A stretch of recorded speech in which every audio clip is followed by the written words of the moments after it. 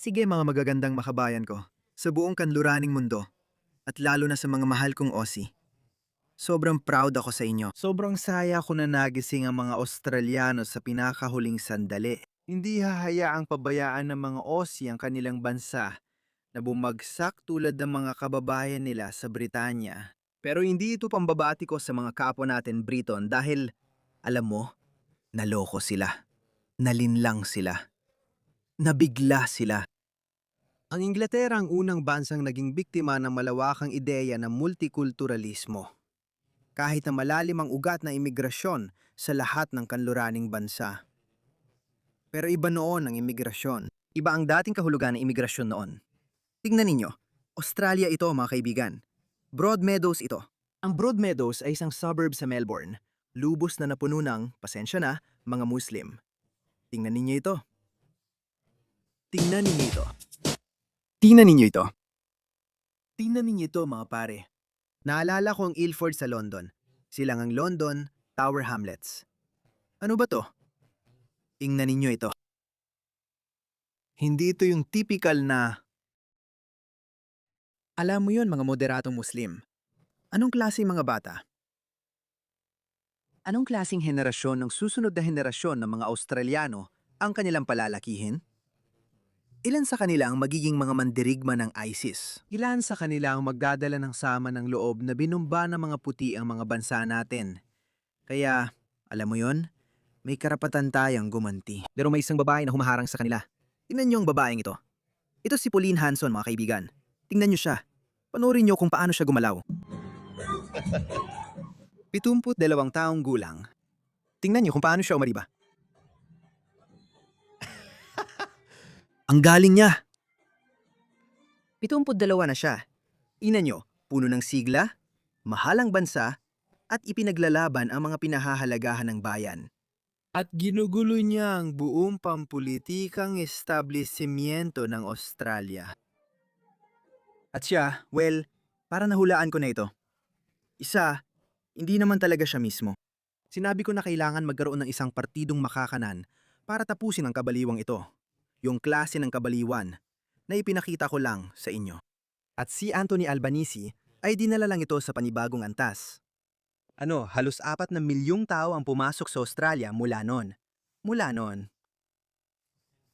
Pagkatapos muling magbukas ng Australia matapos ang COVID, kalahati sa kanila ay mula sa ibang kultura. Sabihin na lang natin na mula sa mga kulturang likas na naiiba sa kulturang kaluranin. Kaya natatakot si Anthony Albanese, ang pinakamasamang punong ministro sa kasaysayan ng Australia. Hindi ko alam kung anong nagawa natin para mapunta sa atin ang ganitong karanuang kakilakilabot na politiko. Alam mo ba kung anong ginawa niya? Dahil sa takot niya kay Pauline Hanson, gumawa siya ng bagay na malalang bumaliktad laban sa kanya. Nababalisa siya.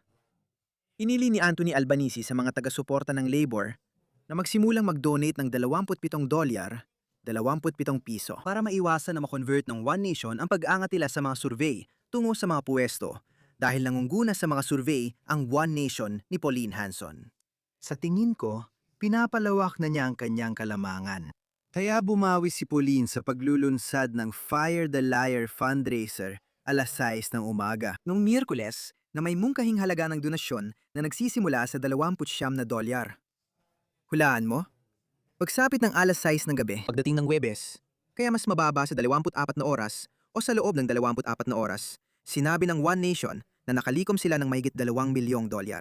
Nalikom niya ang $2 milyong sa 24 na oras.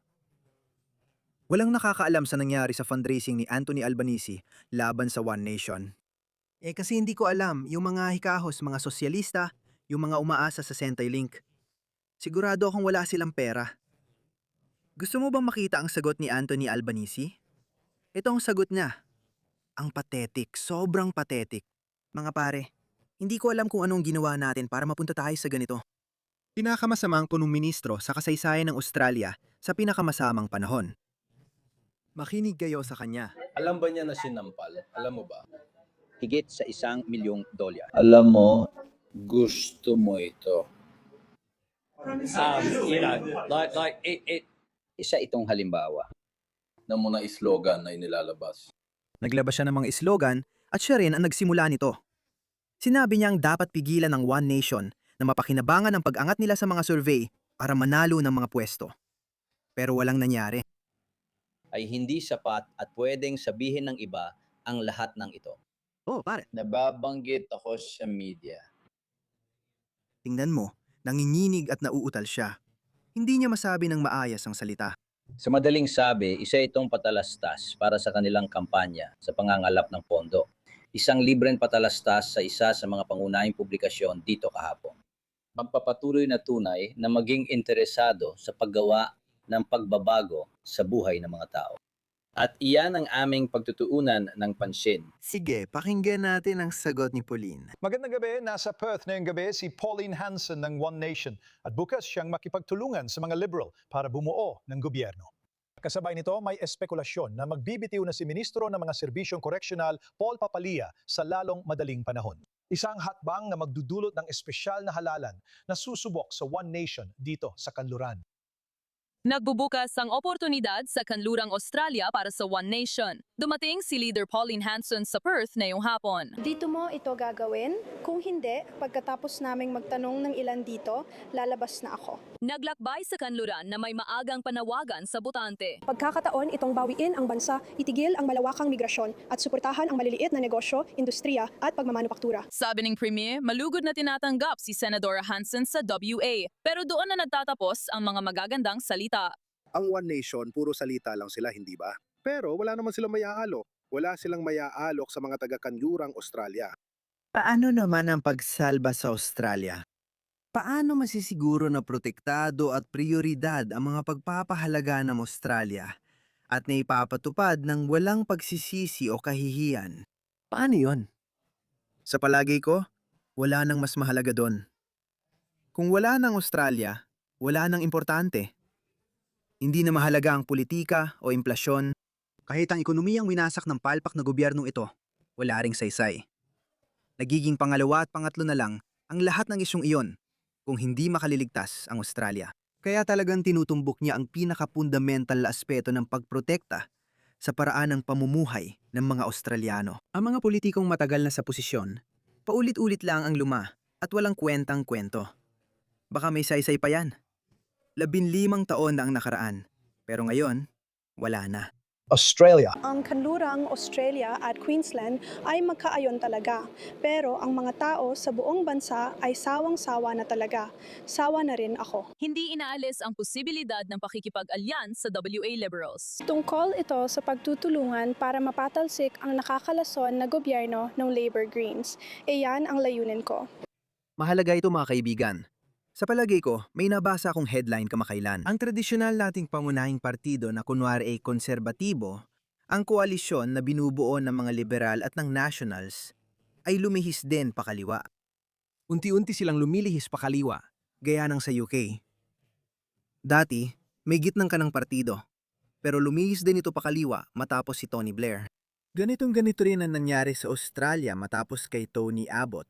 Pagkatapos ni Tony Abbott, ang ating partido politikal na nasa gitnang kanan o ang koalisyon ng mga partido sa gitnang kanan, ang koalisyon, nagsimula silang lumipat sa kanan.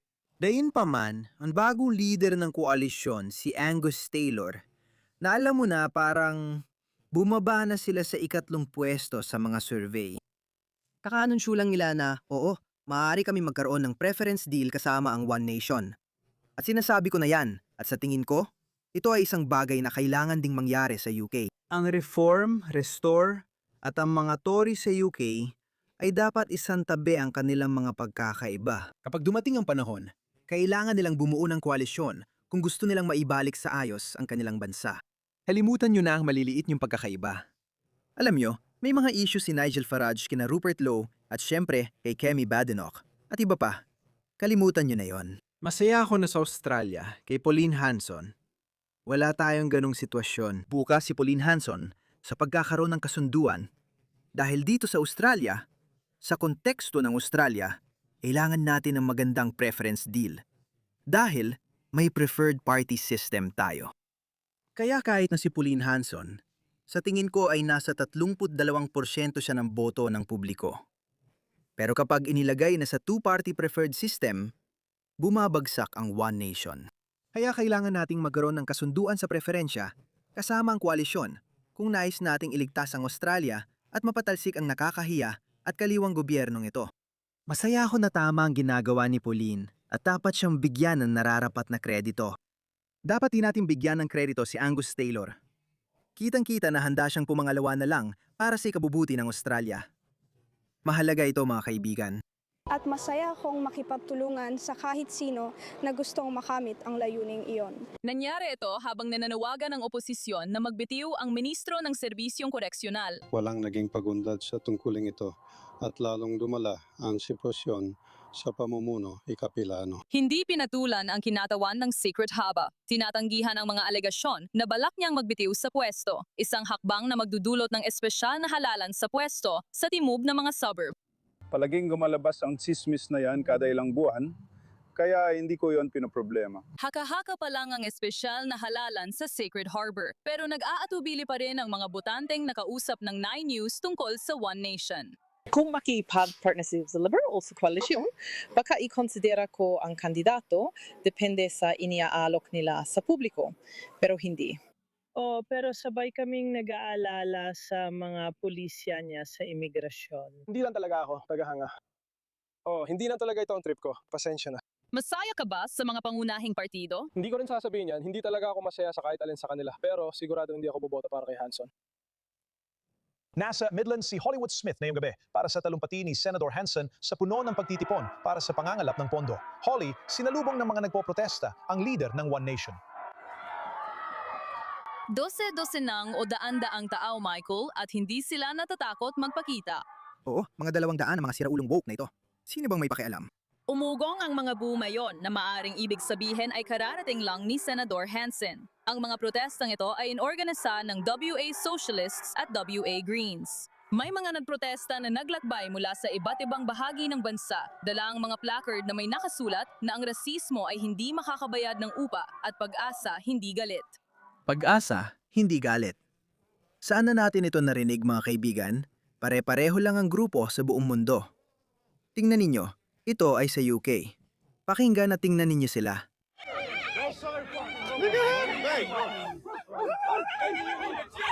Ano ito? Parehong slogan. Tutulan ng rasismo, pag-asa, hindi galit. Diyos ko, tingnan mo ito. Isipin mong may kahit anong pagkakapareho sa kanila, lalo na sa opinyon. Mga refugee, maligayang pagdating. Oh my. Don't fucking come in my face. Duduran niya siya. You silly cunt. Tingnan mo ang sarili mo, duduraan mo pa ang iba. You're vile. Tingnan mo to, para kang galing sa perya. Tingnan mo to. Mate, don't touch my fucking phone. Don't touch my phone. Don't touch my phone.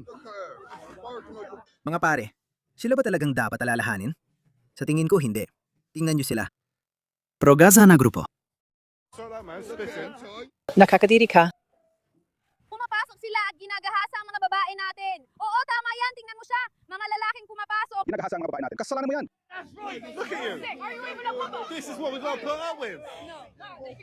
Ito ang dapat nating tiisin. Pare, This is what we got to put up with. Seryoso? Ibalik ang mga pasilidad para sa mga may sakit sa pag-iisip, mga pare.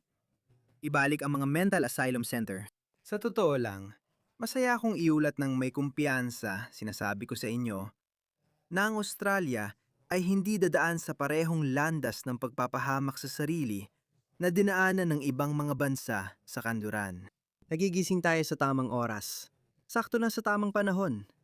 Maaring ipinapakita sa atin ng mga Irish kung paano tumugon kapag huli na ang lahat. Sa kabutihang palad para sa atin, hindi pa huli ang lahat. Kaya naman umaasa ako mga kaibigan. Hindi ito ang likas kong optimismo. Totoong naniniwala ako na baka makaiwas pa tayo sa kapahamakan sa tamang oras.